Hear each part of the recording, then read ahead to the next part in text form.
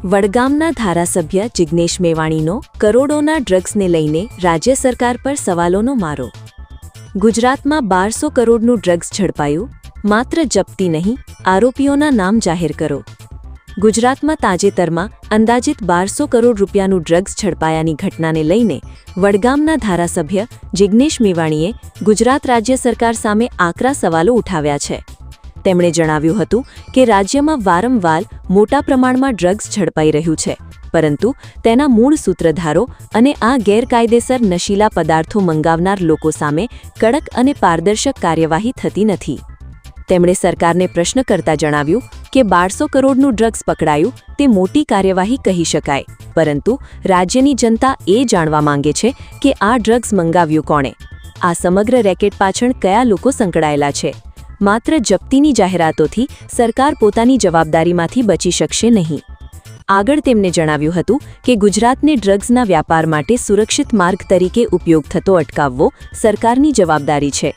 યુવાનોને નશાની દિશામાં ધકેલતા આવા ગેરકાયદેસર કારોબાર સામે કડક કાર્યવાહી થવી જોઈએ અને સમગ્ર મામલાની નિષ્પક્ષ તપાસ કરીને જવાબદાર લોકોને જાહેર કરવા જોઈએ।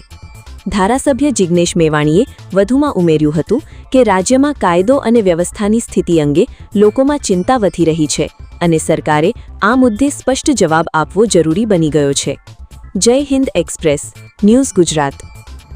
મિત્રો, ગુજરાતની એટીએસ એન્ટી ટેરરિસ્ટ સ્ક્વોડને ખૂબ ખૂબ અભિનંદન, રાજ્યની પોલીસને અભિનંદન કે મુન્દ્રાનો જે દરિયાકાંઠો છે કચ્છમાં, ત્યાંથી 1150 કરોડની લગભગ 1200 કરોડની કિંમતનું કોકેન ડ્રગ્સ આપણા રાજ્યની પોલીસે પકડી પાડ્યું, એ માટે ખૂબ અભિનંદન।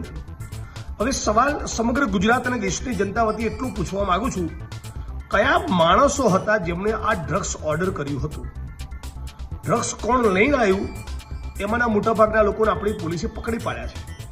હવે જાણવાનું એ રહે છે કે કોઈ ગુજરાતનો માણસ હતો કે દેશના અન્ય કોઈ ખૂણામાં બેસેલો માણસ હતો? આ ડ્રગ્સનો ઓર્ડર કોણે કર્યો હતો? એક અને બીજું, આટલી મોટી રકમનું લગભગ 1200 કરોડની કિંમતનું ડ્રગ્સ આવતું હોય તો લઈને આવનારા માણસો ડફોડ તો હોય નહીં, થોડું ઘણું એડવાન્સમાં પેમેન્ટ થયું હોય તો પેમેન્ટ ચેક દ્વારા થયું હતું, કેશ આપ્યું હતું કે હવાલો પાડ્યો હતો? આની ફાઇનાન્શિયલ ટ્રેલ પકડાવી જોઈએ।